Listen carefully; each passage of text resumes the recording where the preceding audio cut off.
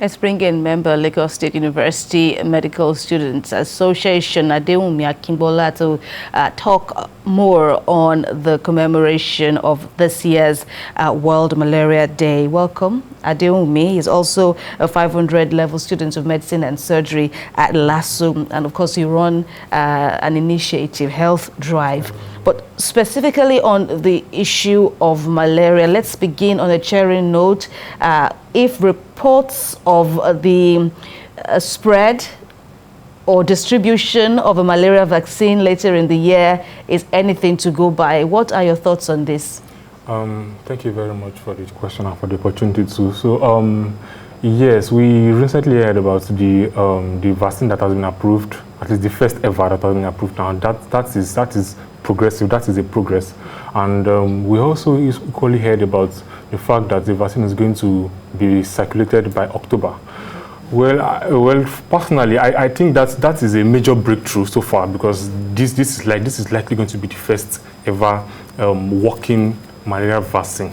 And since it has passed through a lot of clinical stages and trials, I think we should give it a try. And if eventually it proves to be very effective, and I think we have finally won the battle against the malaria disease. And as we all know, the malaria disease has been causing terrible problems in Africa, especially because as of 2019, in fact, 94% of the malaria cases and deaths that occurred in that year was from Africa, and 25% was from Nigeria alone. So if I can remember vividly, the statistics for that year, according to the World Health Organization, was that 409 deaths occurred due to malaria that year, and about 229 million cases worldwide occurred that year. So if 94% can be from Africa, and eventually these vaccines can prevent this, I think we've eventually won the war against the malaria disease. Especially seeing as children under the age of five exactly. Are especially at risk, and yes. in Africa, yes. as you have highlighted. Yes. But then we also have a worry. Medical practitioners are also increasingly worried. First, that the malaria drugs or the disease is increasingly resistant to well-known malaria drugs. Yes. And the fact that is also not absolute, that the fact that you are an AA carrier, talking about genotype, you stand more chances of getting malaria. There seems to be some misconceptions. Help us out there. Okay, yeah, well, I think this misconception has been going well. I wouldn't call it misconception in quotes, but it has been very, very ubiquitous. It has been very, very rampant. And but it is true that the malaria is developing resistance against the strong categories of anti-malaria drugs. Talk about the artemisinin combination therapy and all of that.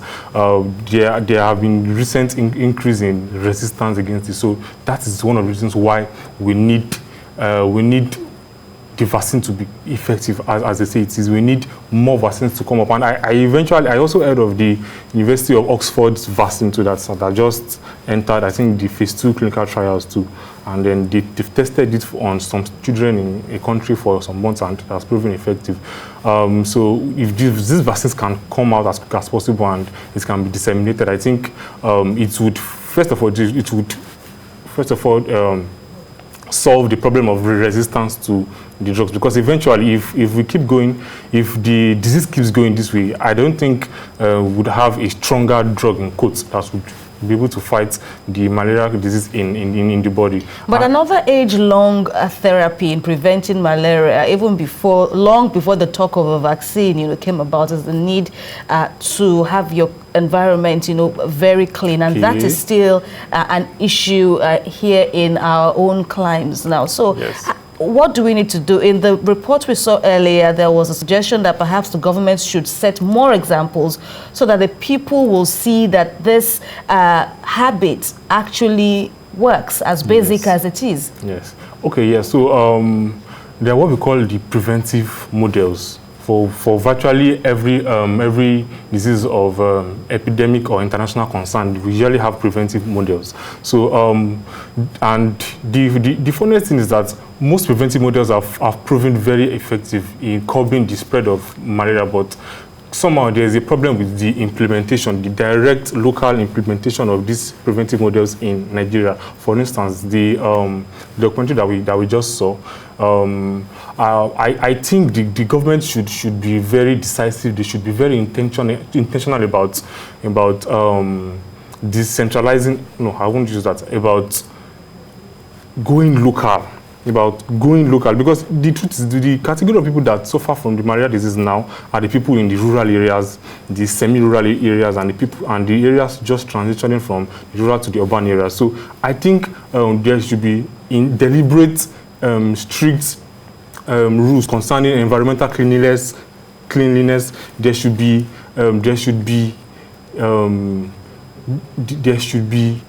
deliveries, or the government should give out these mosquito nets, that they call them long-lasting insecticidal nets. The government should give out these nets to people in these areas, because when we talk about preventive measures, we did not just implement one preventive measure and relax. We need to implement a set of preventive measures, so we would know that at least a very good percentage of the aim we want would have been achieved. So the government should ensure that there are deliberate rules towards cleanliness. Till today, I say ask why this environmental sanitation day was removed. Today I say ask why, because it has, I don't know, but it is not in keeping with the aim we want to achieve to eradicate malaria in Nigeria. Adewumi Akingbola, we will rest on that point. Thank you very much for your thoughts. Member Lasumsa, we wish you well in all your endeavors. Okay, thank you so much.